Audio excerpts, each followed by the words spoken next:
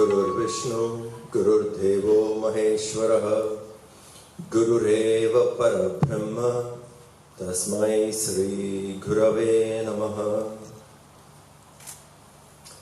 My salutations to Tilakamji and to all the family members and to everyone present here, Pranam.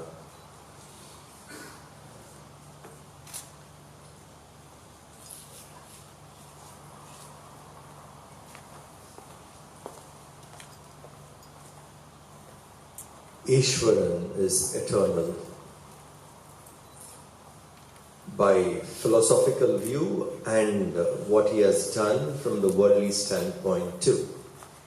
So in the matter of spirit, naturally the spirit is eternal. And the matter, in the world of matter, the work what you leave behind, how you have lived, that stays eternal because many people are inspired. I'm very happy that I could be part of this beautiful memorial event of remembering the reminiscence of a person who have lived well. Life is judged by how you live. You live a full life, going through whatever life has to offer. Live life in such a way that you don't have the urge to live again. That is the way to live. Go through some of the experiences so complete that it doesn't rise in you to go after it once more. So an opportunity which we all have called life, every small experience that comes to us, let us live them well. Live it fully. Go through it fully so that the urge to repeat doesn't arise. Ishwaran is one such person. Lived life fully. Every experience which came to him, he lived. He was there totally. And a person who could live life so well had the ability to take more. Those who cannot live well would struggle if more experiences come to them. They will not be able to take the load of experiences life throws. A well-lived person has this rare ability to accept whatever comes on your way. There is a verse in the Bhagavad Gita, chapter 2, which Krishna describes an ocean. He says, the wise man is like an ocean. The amount of water which flows into the ocean from all the rivers across the globe. Please think. How much of water must be entering the ocean every moment, every second? How much of water must be gushing into the ocean from all the rivers? Ocean has the ability to take them. It can't flood it out. It has the ability to take. So Krishna gives the example of a meditative soul who has lived well, a wise person, has this ability to take what comes. This is one of the qualities I really admired in Sri Ishwaran. In all my interactions, when something new comes, he would say, we'll see how we can take it up. Never was he in a position saying, I don't think this is, this is too much for me to do. He always was okay and ready to accept. This ability only shows that he lived well. Take one experience, process it well, it gets over, done, look forward for another new one. When we live like this, we would be able to take. If we are holding on to some of the experiences, then there is no space for new. Such people will live very shallow and not achieve much. Ishwaran has left a legacy of people who are inspired by him. The kind of work he has taken up is definitely, for any spiritual seeker, is an example saying that one can take. So today, on this most memorable occasion of a person who has lived life fully well, I would like to quote a Vedic message which talks about someone who has lived life fully. There are 5 factors which we need to do to live a life fully. If we contribute to these 5, follow these 5, all of us live life fully well. This is called Pancha Yagna. That's why I said high five. This 5 would connect us to high. We would feel high in life, spiritually high in life, if we can practice these 5. This is called Pancha Yagna. The first one is Manushya Yagna. Yagna, a way of life where you offer and serve the human beings. Yagna is a sacred ritual. Service to human beings is a sacred ritual. First yagna is called Manushya Yagna. The yagna where you serve humanity.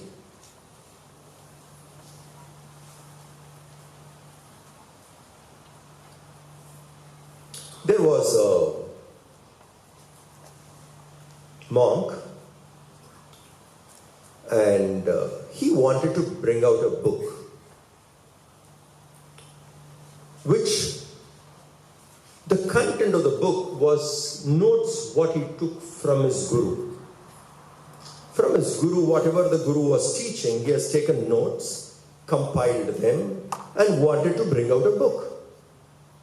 It is great admiration to the teacher and to leave the teaching behind for everyone to cherish. The master passed away. The student had this urge, gathered, compiled all the notes, wanted to bring out a book, went around searching for a publisher, found somebody, have to raise funds, went around working hard, raised funds to bring out the book.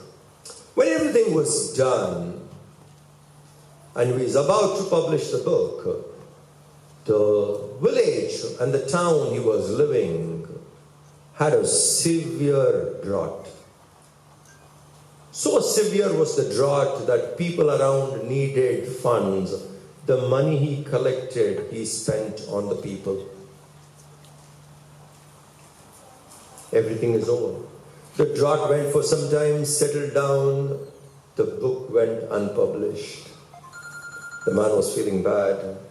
I could not bring the book, but I raised the money, but there was some other need, it went away. And once again, slowly went back to people. This time they were suspicious, saying, how is he coming back again? Last time we gave him for a book. And he's coming back again. And some hesitatingly, some understood what he was, and somehow he raised funds again. It took a couple of years. Now to gather that back, after the first collection. And everything was set. He was to release the book, publish the book, and there was floods this time. Severe floods. The money, the funds collected, the monk's heart went to serve the people served. The Guru's book is not yet published. Twice collected, but not published. So he gave little more time. Once that time got over, another year or so, he went out to the public again saying, I need this book published. You do not know how valuable it is. But second time, the money went on the flood victims. Please help me again. And here, there, people came forward, gave him the funds, and he made the book. The book was released. But what was written on the first page of the book is 3rd edition. You understand? 3rd edition. When you print a book for the first time, you say 1st edition, 2nd edition, 3rd edition. First two editions were not seen. Third edition people could see. This is called Manushya Yagna. Service to the people is the service to the Lord of Lords.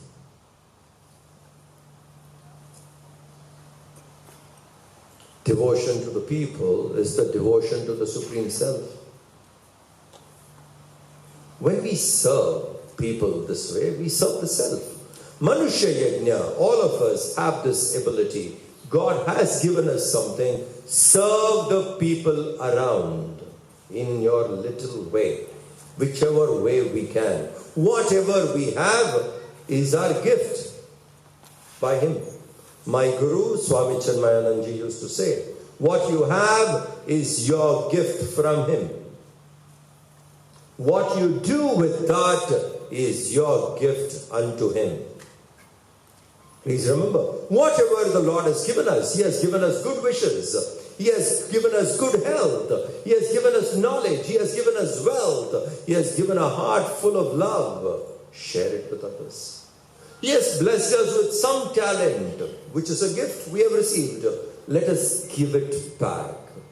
Manushya Yagna. Serve the humans, the people around. Manushya Yagna. This is one way. This is also called a rini. If I live here without giving back, I live a waste life. Please remember how much all of us would have received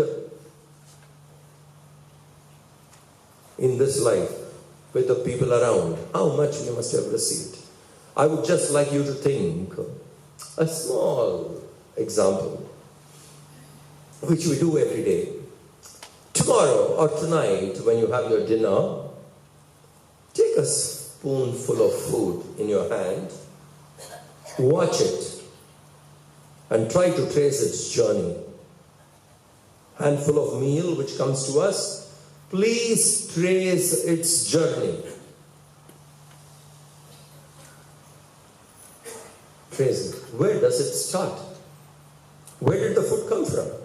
Oh, it came from the refrigerator. How did it arrive in the refrigerator? From the market. From the market, how did it come to the market? Trace it back. And every other thing involved in making that food to the taste which you want to eat. The spices added to it, the heat, the cool, whatever methods required. How many industries are involved in bringing that handful of food to us? Right from sowing the seeds. Please think. The preparation we need to do to sow the seeds. After sowing the seeds, the crop comes, the way in which we need to take care of it. Do you understand? A population was involved in bringing that handful of meal to us, a handful of food to us. Let us give back. The joy of human life is giving more than what we take. Manushya Yagna. Let's give more than what we take, because we have received from the world so much. Let's give. What should I give? What you are blessed with. Whatever is the talent we are blessed with, let us give. Manushya Yagna. First. The second yajna, the second ritual, is Pitru Yagna. Please remember, some of the most beautiful practices which we do today reached to us through our family. It did not come to us through the universities. It did not come to us through different organizations. Most of it has come to us through our family. Think.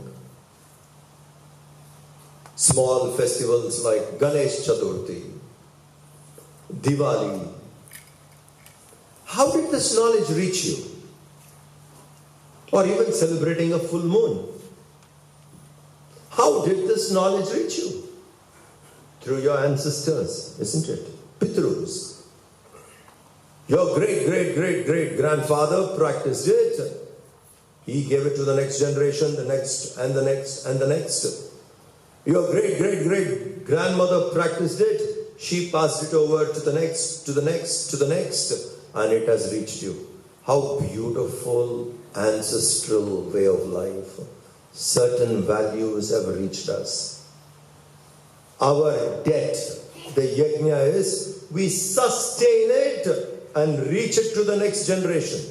The most beautiful cultural way of life, which has come to us, we should inspire the next generation to keep it alive. Then we do Pitru Yagna. Ancestral knowledge, ancestral way of life, ancestral customs, ancestral rituals, which has flown down for how many thousand years? Please remember, we have a very long ancient history recorded, which runs into a few thousand decades. Think how it was handed over one by one generation after another. It has reached us. You should not be a full stop. You should not be the chain that breaks. You should be the chain that links. With how much this journey has traveled and reached you, make sure you hand it over to the next generation. That is called Pitru Yagna. Many people failure. They live, but they say, some of my kids are not interested in it. We have not inspired them correctly.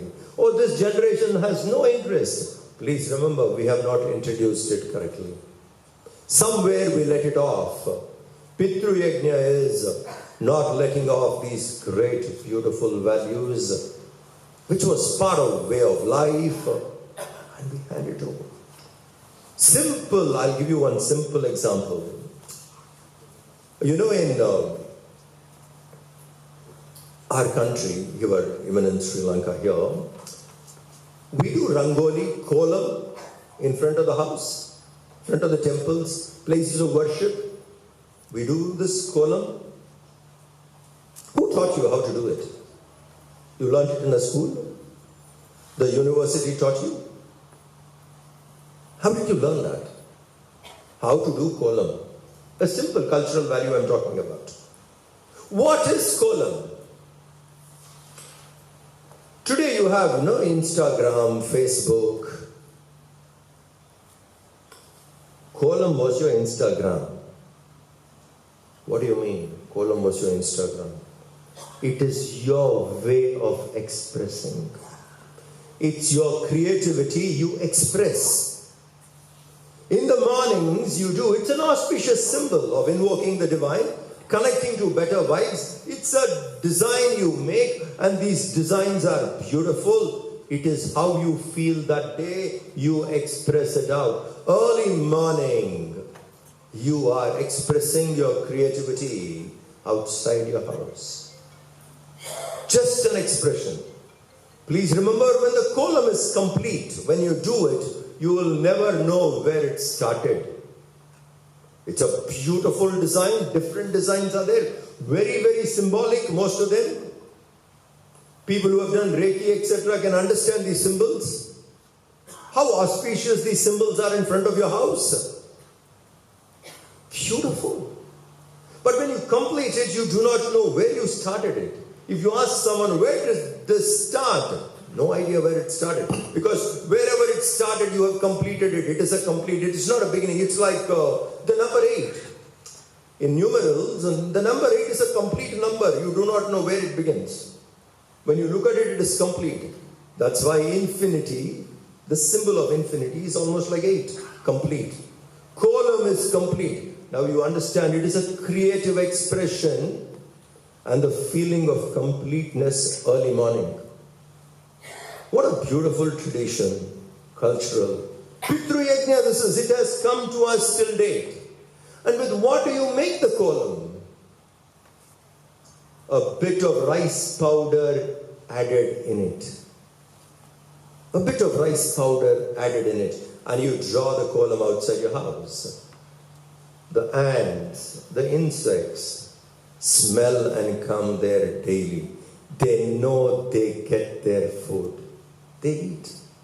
You have supported life. And they are outside your house, they don't come in. So you have no pest, insects, ants, etc. walking into your kitchen. Because you have fed them already, they've got their fill. And it is outside the house. It's a creative expression. It is connecting you to infinity because we never know where infinity begins and ends. That's why it is complete. You do not know the beginning. Where does the universe begin? No idea. There's no beginning point of the universe because it's infinite. Physics says it very clearly. There's no starting point. It started here. Then when it starts here, what was there before that? Oh, it ends here. What is there beyond that? So infinity has no beginning, no end. God is infinite, has no beginning, no end. In your column, you are getting that idea. I am that spirit which has no beginning, no end. Infinity, creative, friendly to the living creatures around, and you have expressed your day. What a way to start the day. This is Pitru Yagna. It has reached up to your grandmother, right? You may not have done it daily. But the culture, the value has reached up to your grandmother. Your grandmother was doing it daily. Don't break the link. It is a beautiful practice. Take everything. Touching the elders' feet and saying Namaste. I salute the divine in you. Is it not a beautiful culture? Which has reached till date. Please take up the values which has reached us till date, which has made us what we are. We are so beautiful that way. Family-oriented culture. Family supports us so well. Family culture. Ancestral value. Pitru Yagna. Thanking the Pitrus, remembering them and being grateful to them for what they have offered us, which is a direct impact on us. We are grateful to them. We cherish that way of life they have given. We see that the link continues. It doesn't stop with me. I should make sure it reaches the next generation. To everyone present here, men and women, please remember, something which was so beautiful your forefathers lived. Up to your grandparents it has come. Reignite them. Start practicing so that if your children missed it from you, may your grandchildren take it up again. Because in parenting, many times people say this mistake. Oh, my children lost it. It's okay. It's never late. You start living. Your grandchildren will take it up from you. Get that link back. That is ancestral yagna, Pitru Yagna. A ritual where we respect and with great gratitude we continue the legacy. Pitru Yagna. And please remember, these are not 100 years old. These are not 50 years old. These are a few thousand years old values. Kolam, simple example I gave you. When did it start? 100 years ago? 200 years ago? When? You go back and then see how many thousand years. Feeding the birds, part of the ritual. We feed the birds before we eat. Started now, recent, how many thousand years? So the values which has come to us are not something started now. Something which was started, practiced thousands of years. Make sure that it continues. Let us not be that broken link. Let us be that link which continues. Pitru Yagna. This ritual we need to do in life. Third, Manushya Yagna, Pitru Yagna. Third, Bhuta Yagna. Bhuta Yagna, the Pancha Bhuta, the five elements, nature, plants, mountains, rivers. We have worshipped them once, isn't it? See the sacred value we had for nature. Today we are talking, isn't it? I'm very glad I saw it in the presentation, the green tea factory. Very nice. Carbon, checking on it, is something important, which is our yajna. In the past it is told, worship nature, nature will bless you. Taking care of nature, Bhuta Yagna. How many thousand years ago it was given? There will not be a hill in our country which is not sacred. There will not be a river in our country which is not sacred. In our culture, you see. Worship nature, not conquer nature. Bhuta Yagna is with all humility. We respect, we revere, we adore, and we worship nature because that is God in another form which has blessed us. Somewhere 200 years ago, this thought came into our head, a very wrong influence. Conquer nature. What do you mean, conquer nature? Conquer nature shifted. That means like tame the nature. Put it in its place. No, you don't put your mother in her. You worship and adore. We called nature as Mother Nature, Mother Earth. Mother. Please think. Bhuta Yagna. Let's take care of nature. You take care of nature. Nature in turn takes care of you. In our culture we call rain god, isn't it? Varuna Devata. Vayu, wind god. Varuna, Vayu, Agni, all connected to gods, to devas. You take care of them, they will in turn take care of you.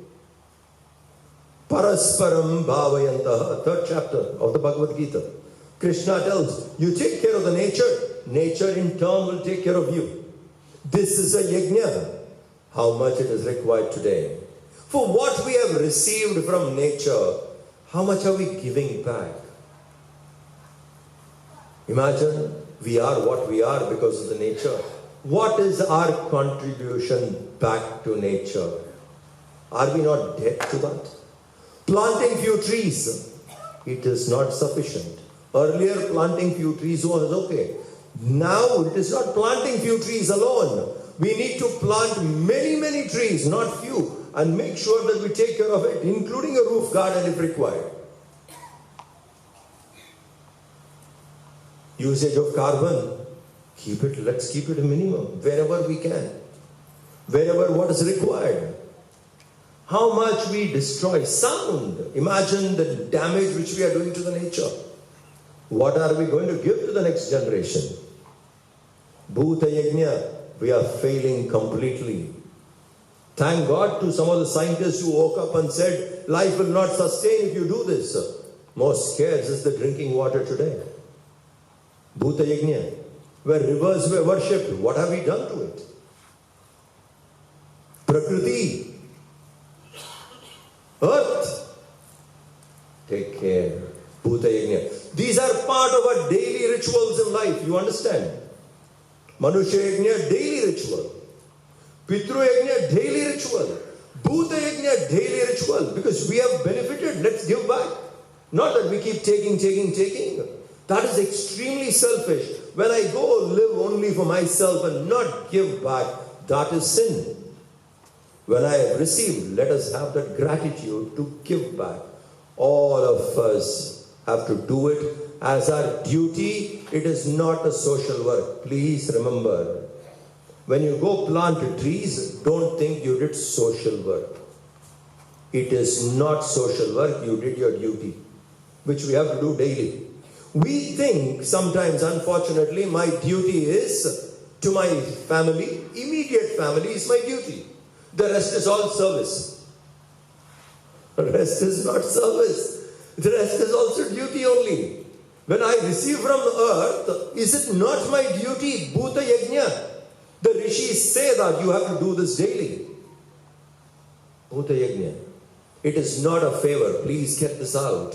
I went and planted trees. You have done no favor to anybody. You are simply doing your duty. Because we have received from it. Duty doesn't end only with your family. And today with the immediate family. Duty is to the nature. Let us introspect. What is the duty we have towards nature? What are we performing every day? What are we performing? Are we performing Bhuta Yagna? Are we not debt to it?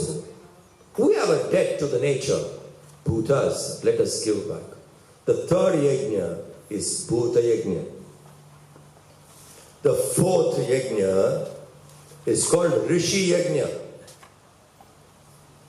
The knowledge which we have today, spiritual knowledge. Please think of its journey. How long, how many years it took for us to come. You know, the Vedic knowledge in the beginning was only followed as verbal tradition. Rig, Yajur, Sama, Atharvana, 4 Vedas, the Puranas, the Mahabharata, the Ramayana. When you look at all these books were only in the verbal tradition. At that time there was no written script. Verbal. That means a generation memorized it and handed it over to the next generation through memory. How many phone numbers you remember? Do you remember your phone number?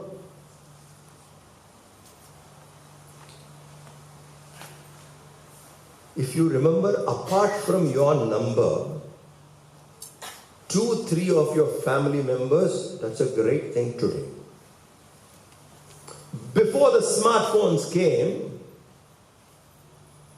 when we used to dial or even press the button, how many numbers we remembered? 200, 300 if required, some of them. Today, one number, my number, I know. You understand how the memory went off? We are losing the ability to memorize because the lifestyle has changed. Now can you think the entire Vedas were in the memory? One generation to another, how much of effort would have gone into sustaining it? And then came in the written form palm leaves. Our knowledges in the beginning was kept in palm leaves.